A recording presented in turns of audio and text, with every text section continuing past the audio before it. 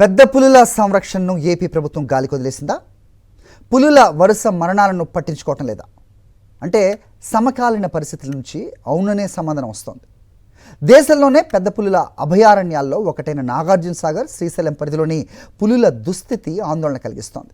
గత నెల 29న నంద్యాల జిల్లా నందికొట్కూరు రక్షిత అటవీ ప్రాంతంలో 9 ఏళ్ల ఆడపులి కళేబరం లభించగా 2 రోజుల వ్యవధిలో మార్కాపురం జిల్లా గుండ్లకమ్మ పరిధిలో మరో పులి మృతదేహం బయటపడటం వాటి దుస్థితిని, ప్రభుత్వ నిర్లక్ష్యాన్ని బయటపెట్టినట్లయింది. గుండ్లకమ్మ పరిధిలో మృత్యువాతకు గురైన పులి కాళ్లు తెగిపోయి ఉండటం, గోళ్లు మాయం కావటాన్ని పరిశీలిస్తే వేటగాళ్లు పన్నిన ఉచ్చు అని ఇట్టే అర్థం చేసుకోవచ్చు.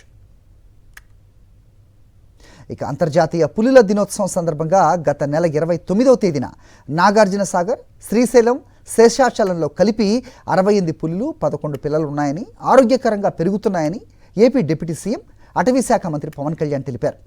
పులుల వేటను నివారించేందుకు శిబిరాలను 150కి పెంచుతున్నామని, డ్రోన్లు, కెమెరా ట్రాప్లు, ఇతర టెక్నాలజీతో నిఘా పటిష్టం చేశామని చెప్పారు.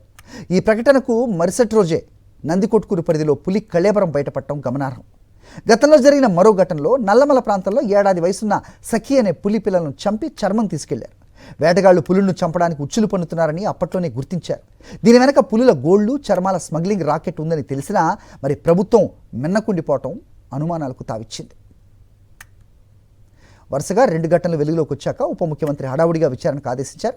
72 గంటల్లో నివేదిక ఇవ్వాలని, 5 సభ్యులతో కమిటీ వేయాలని ఉత్తర్వులు ఇచ్చారు తప్ప ముందస్తు నివారణ చర్యలు ఫలితం ఇవ్వలేదని ఒప్పుకున్న దాఖలాలు లేవు. శాఖను సరిదిద్దిన పరిస్థితులు లేవు.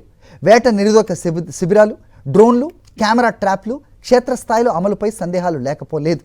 బీట్ ఆఫీసర్లు, వాచర్ల కొరత అటవీ శాఖను పట్టి పీడిస్తోంది. మరిన్ని అప్డేట్స్ కోసం ఛానల్ ను సబ్స్క్రైబ్ చేయండి. నోటిఫికేషన్స్ కోసం బెల్ ఐకాన్ పై క్లిక్ చేయండి.